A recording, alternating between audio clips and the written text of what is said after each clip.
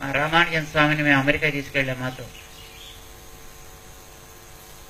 అయినా ఆయన అక్కడ ఉన్నప్పటికీ కూడా తన స్వామి యొక్క ఎక్కడ పేరు అక్కడికి వెళ్ళి సామాన్యంగా అమెరికా వెళ్ళగానే సరే అక్కడ ఎక్కడైనా సెటిల్ అవుదాం అనే ఆలోచన పెట్టుకోకుండా అక్కడి నుంచి కూడా తన స్వామివారి యొక్క సేవను ఎట్లా బాగా చేయాలి అనేటటువంటి రుచి ఆయనలో ఉంది.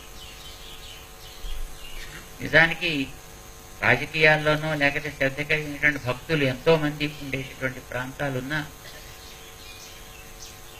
ఒక్కొక్క ఆలయం మాత్రమే ఇట్లాగా వెలుగొందల కప్పనం అక్కడ ఉండేటటువంటి అర్చకుని యొక్క శ్రద్ధ.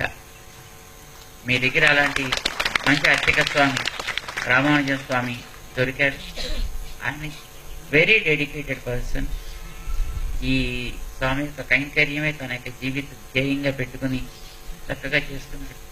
ఇది ఒక త్రివేణి సంగమం లాంటిది అన్నమాట. శ్రద్ధ కలిగినటువంటి అర్చకుడు,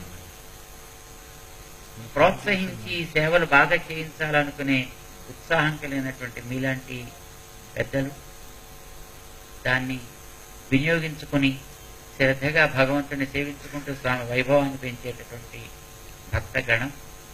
మీరందరూ కూడా మొత్తం ఈ 3 వర్గాలు ఒకచోట కూడి ఈ శ్రీనివాసుడి యొక్క సన్నిధి వైభవం పెరగడానికి కారణం అవుతున్నందుకు మాకు చాలా సంతోషంగా ఉంది.